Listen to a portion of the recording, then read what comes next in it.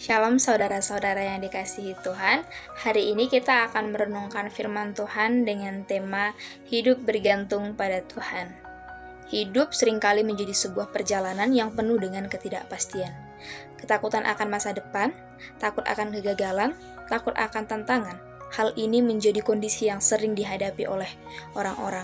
Namun dalam hal ini, kita sering sebagai manusia lebih mengandalkan diri sendiri daripada berserah kepada Tuhan. Namun firman Tuhan hari ini yang tertulis dalam Amsal 3 ayat 5-6 berkata, "Percayalah kepada Tuhan dengan segenap hatimu dan janganlah bersandar kepada pengertianmu sendiri. Akuilah Dia dalam segala lakumu, maka Ia akan meluruskan jalanmu." Amsal mengajarkan bahwa ketika kita percaya dan mengakui Tuhan dan bergantung kepada Tuhan, ini akan menyelaraskan hidup kita sesuai dengan kehendak Tuhan karena kita dituntun oleh Tuhan untuk setiap langkah kita. Dalam kondisi tersebut, Amsal mengingatkan kita untuk tetap percaya kepada Tuhan karena Tuhan tidak pernah meninggalkan kita. Setiap orang tentu mengalami masa sulit, masalah yang datang bertubi-tubi hingga kita hampir menyerah, ditinggalkan oleh orang yang terdekat, orang yang kita percaya, lalu kita berdoa tapi seolah-olah Tuhan diam dan gak mau jawab. Mungkin kita berpikir bahwa dalam kondisi tersebut Tuhan peduli tidak dengan hidup kita. Tentu Tuhan peduli. Mari kita lihat kembali seperti Petrus yang berjalan di atas air, namun dia terjatuh. Tapi Tuhan gak izinkan Petrus untuk tenggelam. Seperti Daniel dilempar ke gua singa, tapi Tuhan menyelamatkan Daniel. Lalu Yusuf dijual oleh saudaranya, dikhianati oleh orang-orang terdekatnya, difitnah bahkan dipenjara. Tapi melalui proses tersebut, Yusuf menjadi seorang penguasa di Mesir. Tuhan perhitungkan setiap proses dan jerih payah yang Yusuf alami. Kita perlu mengingat bahwa Tuhan tidak pernah meninggalkan kita di tengah masalah. Tuhan hadir di tengah air mata kita. Tuhan melihat di setiap doa kita. Tuhan dengar. Di saat kita mengalami kelemahan tersebut, kita sadar bahwa kita manusia yang terbatas. Disitulah kita merasakan kasih Tuhan itu nyata dalam hidup kita.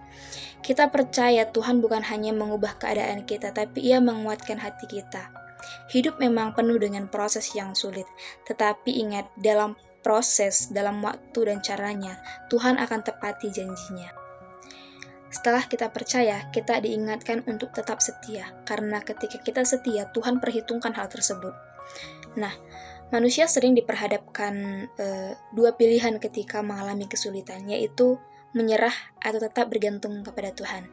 Namun 2 Tawarik 15 ayat 7 berkata, "Kuatkanlah hatimu, jangan lemah semangatmu, karena ada upah bagi usahamu." Tuhan tidak pernah membiarkan usaha kita sia-sia. Setiap ketaatan, setiap doa, setiap kesetiaan kita akan berbuah pada waktunya. Jadi mari kita menjadi orang yang percaya dan setia. Jangan mau menyerah sebelum kita melihat janji Tuhan itu. Jika dalam proses kita mengalami rasa sulit, banyak tantangan, kita diperhadapkan banyak pilihan, kita harus mempunyai komitmen untuk tetap bertahan dan setia dengan kepercayaan kita. Karena ada janji yang Tuhan ingatkan dalam Amsal 3 ayat 5-6, yaitu ketika kita mengakui, Tuhan akan luruskan jalan kita, Tuhan tuntun kita. Jadi, mari untuk tetap setia dengan proses yang kita alami meskipun itu sulit. Karena dalam keterbatasan kita, kasih Tuhan nyata dalam hidup kita. Jadi firman Tuhan hari ini mengajarkan kita untuk percaya sepenuhnya kepada Tuhan dan jangan mengandalkan diri sendiri.